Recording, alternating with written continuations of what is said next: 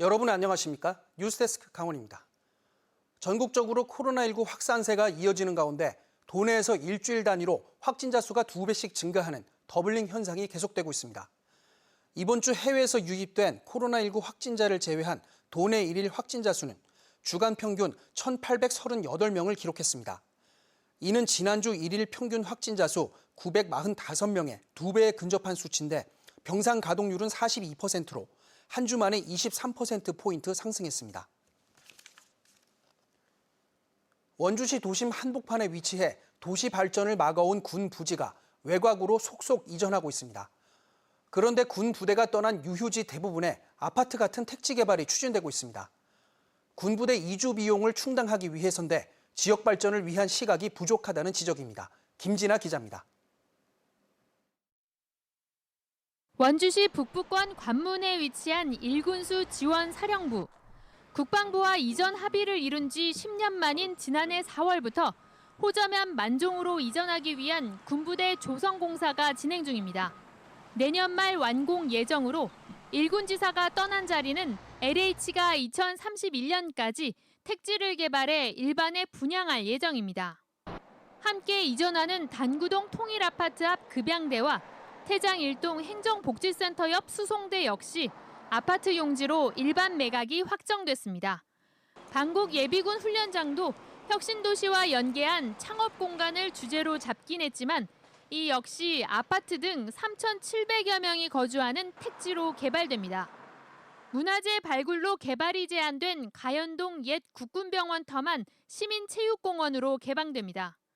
군부대 이전 비용을 충당해야 하는 국방부로선 어쩔 수 없는 선택일 수도 있습니다. 하지만 혁신과 기업, 무실과 봉화산, 남원주 역세권 등 잇따른 택지 개발로 아파트가 차고 넘치는 상황이어서 공급 과잉과 난개발 우려가 동시에 제기되고 있습니다. 개발 인허가권을 쥔 원주시가 지역 균형 개발과 공익적 관점을 개발 계획에 반영시키는 노력을 강화해야 한다는 지적이 나오는 이유입니다. 시민들이 위임한 권한으로 생기는 막대한 불로소득이 공공의 이익으로, 시민의 이익으로 돌려올 수 있는지를 철저하게 따질 필요가 있다. 원주의 균형적인 발전을 위해서 필요한 건지를 지금은 면밀히 검토해 볼 필요가 있다. 군부대가 이미 떠났거나 이전이 확정된 군부대터, 이른바 유휴 군부지는 원주에만 120만 제곱미터로 남원주 역세권의 2배가 훨씬 넘습니다. 지역의 택지 개발이 포화된 상태에서 아파트나 상업용지에 초점을 맞춘 군부지 개발보다는 시민과 지역의 여론을 반영해 개발 계획을 잡아야 한다는 목소리가 높습니다.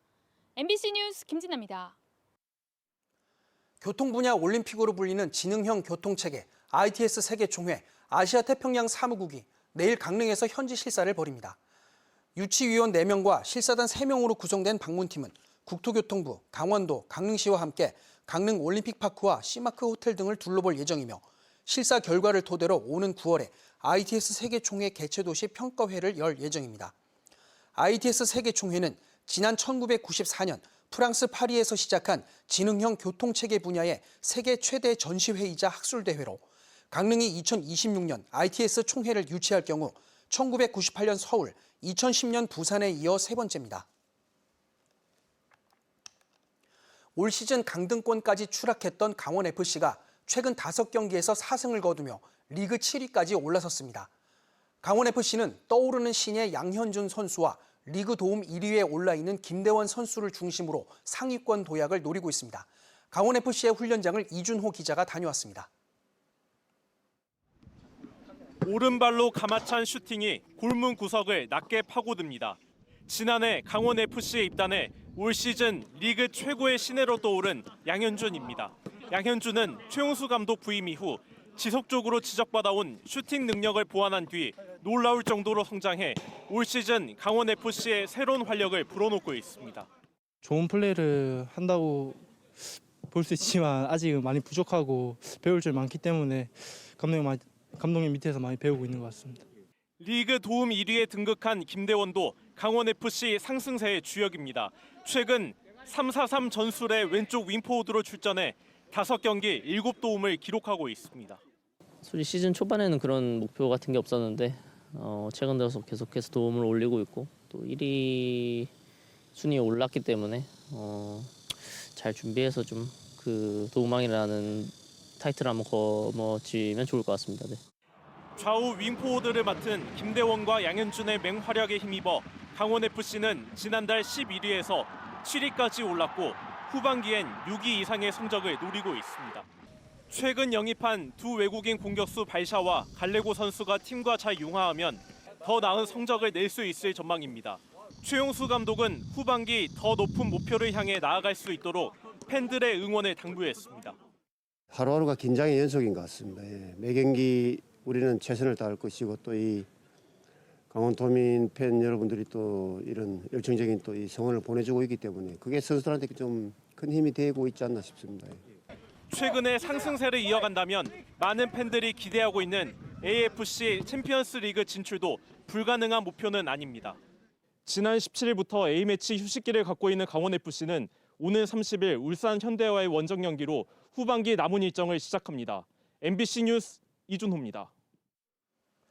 휴가철을 맞아 여행객들의 사고가 잇따르고 있습니다.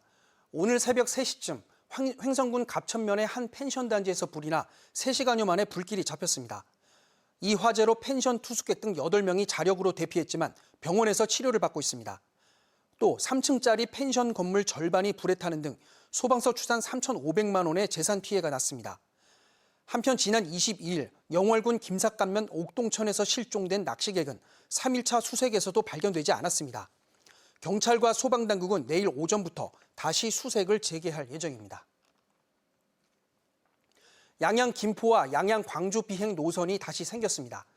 양양 김포 노선은 양양 출발 오전 8시와 오후 6시, 김포 출발 오전 9시 30분과 오후 7시 30분이고 양양 광주 노선은 양양 출발 오전 10시 15분, 광주 출발 오전 8시 30분입니다.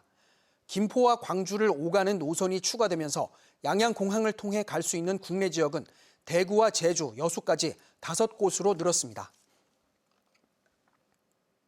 동해고속도로 삼척 방향 동해휴게소에 수소 충전소가 운영됩니다. 한국도로공사 강원본부는 동해휴게소에 오는 28일부터 수소 충전소를 운영하기로 하고 26일과 27일 이틀 동안 시범 운영을 거쳐 사전 예약 차량에 한해 무료로 수소를 충전해 줄 계획입니다. 충전소는 매일 오전 8시부터 오후 10시까지 연중 무휴로 운영되며 충전 요금은 킬로그램당 8,000원입니다. 야간에 울릉도에서 뇌출혈 응급 환자가 잇따라 발생해 해경이 긴급 이송했습니다. 동해해경은 79살 원모 씨가 뇌출혈 증세를 보인다는 신고를 받고 3,000톤급 경비함정을 보내 원 씨를 태운 뒤 밤 11시 50분쯤 동해 묵호항에서 119 구급 차량에 인계했습니다.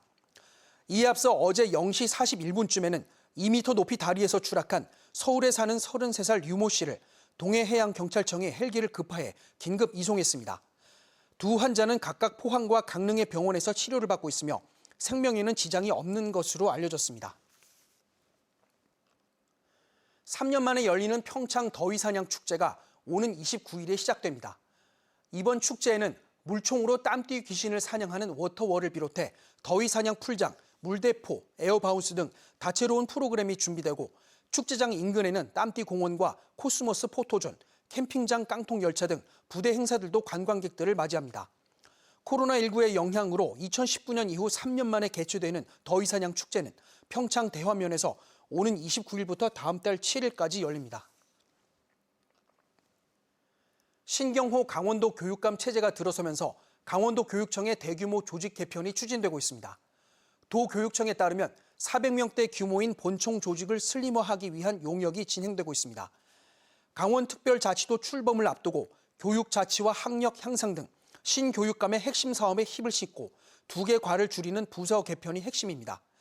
도교육청은 개학 전에 학교 현장이 안정화될 수 있도록 8월 초에 5급 이상 간부급 인사를 단행하고 8월 중순에는 9월 1일자 교장, 교감 인사를 발표할 예정입니다. 가족과 함께 도피 생활을 하다가 자금이 부족해지자 자신이 묵었던 숙박업소의 주인을 상대로 강도 행각을 벌인 40대 남성에게 법원이 중형을 선고했습니다. 춘천지법 강릉지원 제2형사부는 지난해 4월 강릉의 한 숙박업소에서 업주를 폭행하고 15시간 동안 감금한 뒤 피해자의 신용카드로 대출을 받고 물품과 승용차를 훔친 혐의로 기소된 46살 남성에게 징역 15년 6월을 선고하고 15년간 위치 추적 전자장치 부착을 명했습니다. 뉴스를 마칩니다. 고맙습니다.